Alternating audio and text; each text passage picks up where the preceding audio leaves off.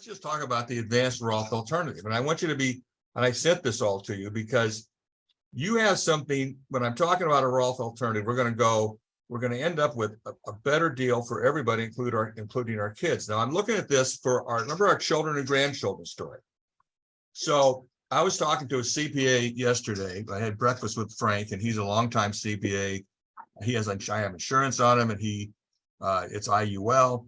And he's a very good advocate for me, but we were talking about his grandkids, and he said, no, I don't need enough because my grandkids are going to end up with 500,000 a piece and this and that, but he wasn't opposed to it. And so what I'm saying is the biggest problem with when I talk to people that have Roths, especially people with children.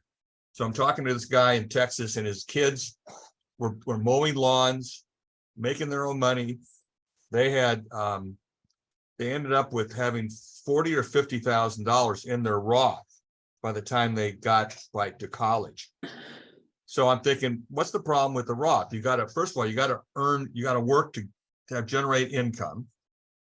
Then you have to have minimum amounts, maximum amounts, when you take it out, how you take it out, all those little restrictions. So when I sit down with this one, we're going to say we're going to go from forever tax to never tax. So there's no contribution or income limits.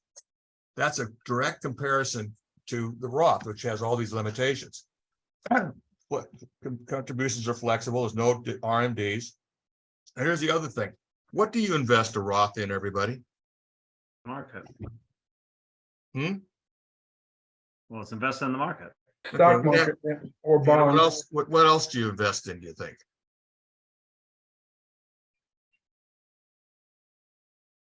Bonds. Bottom line, when you get to a Roth or a 529 plan, any of those, you're usually in the market with market risk and risk of loss. You're doing a Roth because you don't want to pay taxes again, and yet why would you want to lose money in your Roth? So the bottom line is you get a chance to participate in the market without any risk to your principal in the Roth. That's sort of a unique one.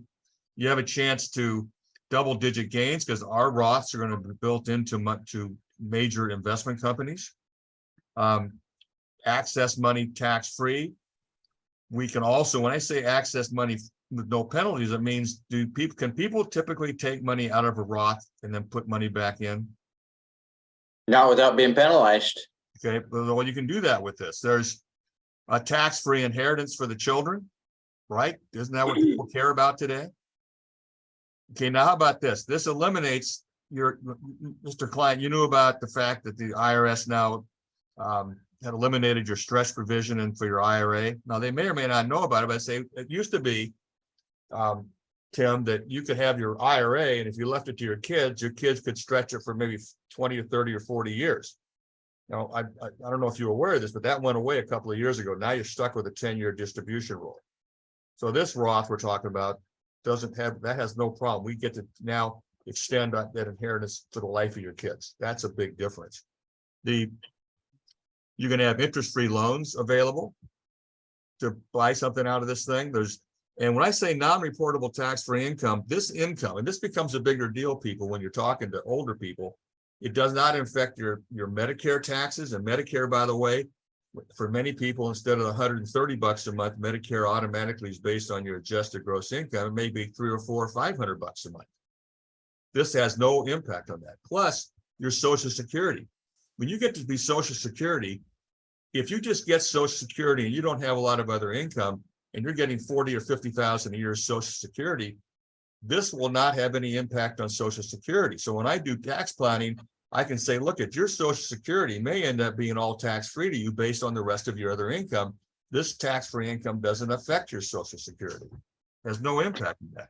Now, how many times have we heard people say, well, I don't want to do anything part-time because whatever money I make is going to impact my Social Security benefit. And now, Tim, to that point, so that only matters if you're under your required retirement age, which is age 66. So if somebody is 68 or 69 and earning money, that's fine. Where they get in trouble is they take their Social Security early, and then they try to work at the same time. And what Tim's saying is true. You've got that restriction.